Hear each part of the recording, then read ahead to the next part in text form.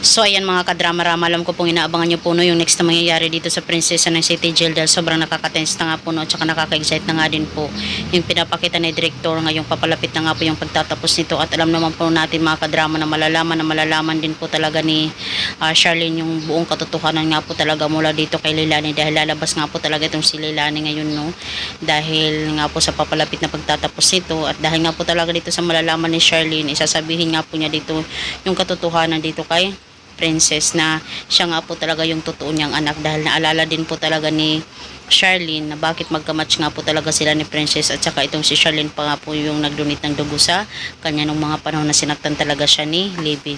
Kaya itong si Libby, wala na po talaga siyang magagawa pag sinabi na nga po talaga ni Charlene yung katotohanan dito kay Sonia na yung totoong apo niya itong si Princess at hindi itong si Libby. Dahil alam naman po natin mga kadrama na itong si Libby matagal na nga po talaga niyang alam yung katotohanan na hindi nga po talaga siya isang Cristobal at hindi siya anak ni Charlene at saka ni Raymond. Kaya nga po itong si Libby, dahil takot na nga po siya na mawalan din talaga ng mga magulang, lalong-lalo na itong si Raymond, dahil alam ko po naman na ayaw naman po talaga ni Libby dito kay Charlene, dahil lalong-lalo na nalaman niya na yung totoong magulang niya itong si Divina.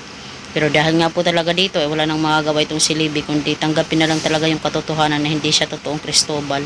At sobrang nga po talaga yung galit na mararamdaman dito ni Sonia, dahil sa matagal na nga po talagang alam ni Libby na hindi siya totoong Cristobal, hindi siya totoong apo. Kaya mga kadrama, maraming salamat again sa palagi niyong panonood. Huwag niyo pong kalimutan na i-like, i-share, at i-subscribe yung aking channel. Abangan na lang po natin yung next na mangyayari dito sa Prinsesa ng City Jail. Bye!